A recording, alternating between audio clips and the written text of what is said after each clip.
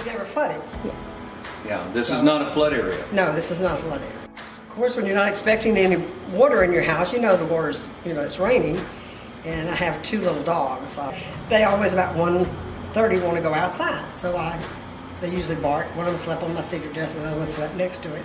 And the little one always jumps off first and barks. Well, he yelped when he jumped off because he jumped into the water. Was they had no desire to get out and go. They wanted back under the bed.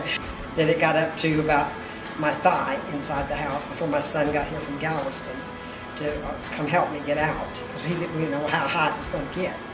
Because he called friends and they said, "We can't come Dickinson way. There's 14 foot of water." So, and we couldn't go back the way he came because he came through water over his hood.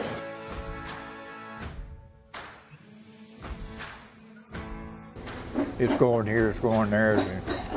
So you listen to them. And we sat out here and I just watched the water, you could see it. It come up, man, no big deal, it's done that before. But it just kept raining, and the more it rained, the more the water started coming up. And then all of a sudden, it really came up. And then when it got in the house and everything, it really wasn't expected at all. My neighbor, this neighbor, none of us had flood insurance. None of them down through here, I don't think. And most of them had help. FEMA's helped just about all of them so far. All but me and Lee, the policeman down there.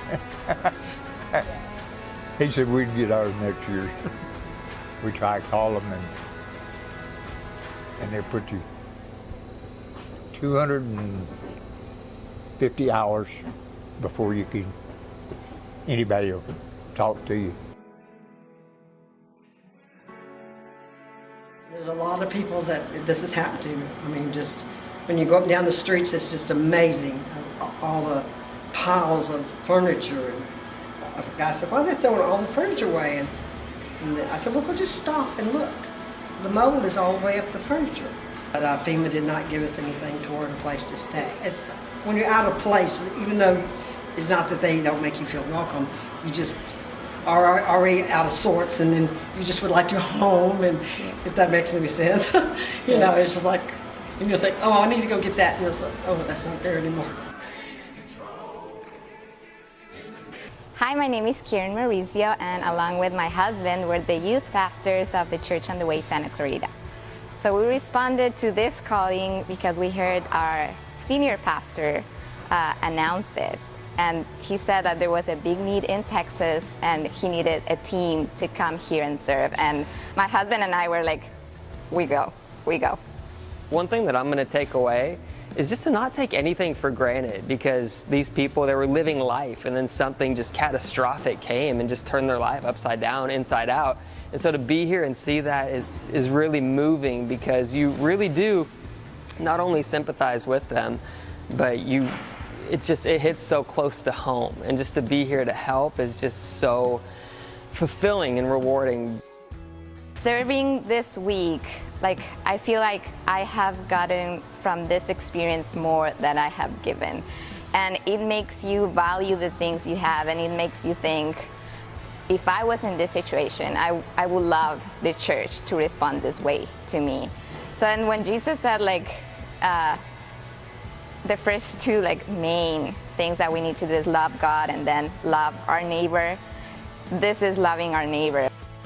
So we worked on 4 different homes this past week over the course of 3 days, and all 3 of the people whose homes we worked on were elderly, up to the age of 83. And one of the things that really stood out to me was that they were all alone. In fact, some of them told us that they reached out to family members of theirs, and those family members weren't wanting to come through for them in this time. So what was really interesting to me was that we've been able to minister to people who have no one else. Their homes are full of memories that they've made. In fact, all 3 of them have owned their homes for up to 50 years. Generations have lived in these homes, and we're sorting through their things and helping dump out their trash, and it's made up of memories that have been carried through their families for generations. I would say that the biggest need is to show love to others with actions, because it's easy to say, of course prayer is super important, super valuable, but actions are the things that people need the most. They need our hard work, they need our love, they need our words here right now.